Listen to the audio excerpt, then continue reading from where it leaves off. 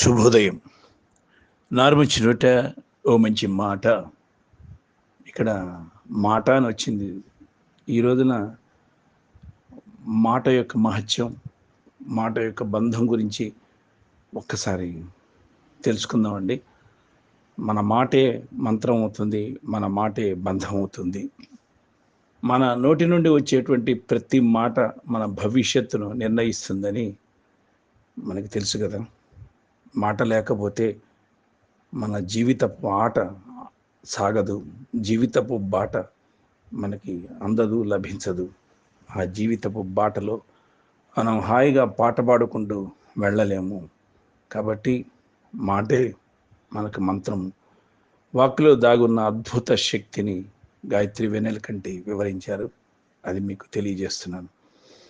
మన దైనందిన జీవితంలో మనం చేసేటువంటి మాట యొక్క శక్తి గురించి, అంటే వాక్శుద్ధి గురించి ఒక అద్భుతమైన వివరాన్ని ఈ రోజున మనం తెలుసుకుందాం. నారుమంచి నోట ఓ మంచి మాట, ఓ మంచి మాట.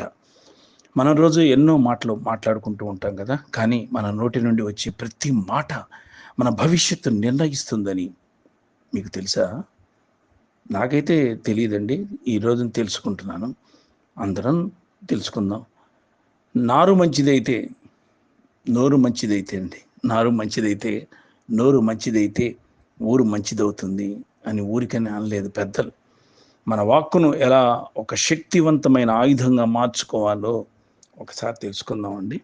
మాటకున్న విశిష్టతను. మాట ఒక విత్తనం లాంటిది అంటారు పెద్దవాళ్ళు. మనం మాట్లాడే ప్రతి మాట కూడా ఒక విత్తనం లాంటిది.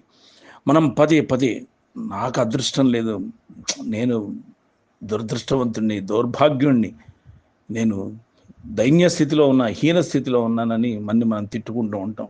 బా, నాకు అన్ని కష్టాలే, తెల్లవారు లేస్తే కష్టాలే అని అంటూ ఉంటాం. మన మెదడు అదే నిజమని నమ్ముతుంది.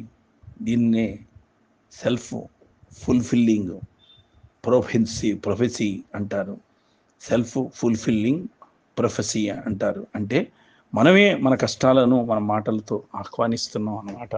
అంటే మనకి మనమే అధైర్యం చెప్పుకుంటున్నాము, మనకు మనమే విశ్వాసాన్ని పెంచుకోవట్లేదు, కాన్ఫిడెన్స్ని మన మీద. నిజం చెప్పాలంటే సరస్వతీదేవి ఆవాసం, సరస్వతీదేవి నివాసం అండి. హిందూ ధర్మం ప్రకారం మన నాలుక మీద సరస్వతీదేవి కొలువై ఉంటుంది. అందుకే మనం మాట్లాడేటప్పుడు చాలా జాగ్రత్తగా మాట్లాడాలి. తూచి ఎదుటి మనిషి మనస్తత్వాన్ని బట్టి మనం మాట్లాడితే సక్సెస్ సాధించినట్లే. ఎదుటి మనిషి మూడుని బట్టి మనం ఒక జోక్ వేయాలి. ఎదుటి మనిషి ప్రవర్తన బట్టి, ఎదుటి మనిషి వైఖరి, యాటిట్యూడ్ని బట్టి మనం అతనితో మాట్లాడాలి. చనువుగా మాట్లాడచ్చా, లేదా రిజర్వ్డ్గా ఉండాలా, ఇవన్నీ కూడా మనం ఆలోచించుకోవాలి. రోజులో ఒకసారైనా సరే మనం అన్నమాట నిజమవుతుంది అన్న కాన్ఫిడెన్స్ మనకు రావాలి. సిక్స్త్ సెన్స్ చెప్తుందిరా నాకెందుకనో అని చెప్పి పాజిటివ్ యాటిట్యూడ్లో చెప్తే మంచిది. నెగిటివ్ యాటిట్యూడ్లో ఎప్పుడు చెప్పొద్దు, వ్యతిరేక భావం వచ్చేటట్టుగా. సిక్స్త్ సెన్స్ ఎందుకో చెప్తుంది ఈ పని జరగదని, వెళ్ళొద్దని అని, అట్లాంటివి చెప్పొద్దండి. ఎందుకో చెప్తుంది పని అవుతుందని, అలా అంటే బాగుంటుంది కదా. అందుకే ఎప్పుడు శుభం అనాలి మనం. ఎవరైనా పలకరిస్తే శుభం అంటారు. అంతే. మన మాటల్లో సానుకూలత అంటే పాజిటివిటీ, అంటే ఇది సానుకూలత ఉంటే మన చుట్టూ ఉన్న వాతావరణం కూడా అలాగే చేంజ్ అవుతుందని చెప్పి పెద్దలు తెలియజేస్తున్నారు. వాక్శుద్ధి, వాక్సిద్ధి రెండు ఉన్నాయి మనకి.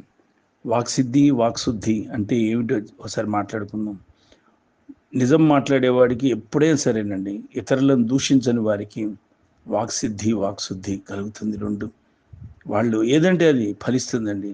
శుభం భూయాత్, వెళ్ళిరా నీ పని జరుగుతుంది అని అంటే సక్సెస్ చేయిస్తాం. వాళ్ళ ఆశీర్వచనాలు ఎప్పుడైనా సరే, వాళ్ళు వాక్శుద్ధి ఉండేవాళ్ళు ముఖ్యంగా అమ్మవారిని ధ్యానించాలి. ఎక్కువగా రాజరాజేశ్వరి దేవిని, దుర్గాదేవిని కొలుచుకోవాలి. పరమశివుడిని, ఆధ్యాత్మిక చింతనలో ఉండేవాడికి నాలుక మీద సరస్వతీదేవి నాట్యం చేస్తుందండి. అబద్ధాలు ఆడేవాడికి అబద్ధాల పుట్ట. ఉదయాన్నే లేచిన దగ్గర నుంచి రాత్రి పడుకునేంత వరకు వాక్శుద్ధి సరిగా ఉండాలి. మాట నిజంగా నిజాయితీతో ఉండాలి, నిబద్ధతతో ఉండాలి. అబద్ధాల పుట్టయిపోతే నాలుక ఏమీ ఉండదు. గుర్తుపెట్టుకోండి, ఏవి జరగవు కూడా మనకి పనులు. నిజం మాట్లాడాలంటే వాక్సిద్ధి అనేది రావాలంటే నిజాలు మాట్లాడాలి. అది ముఖ్యం.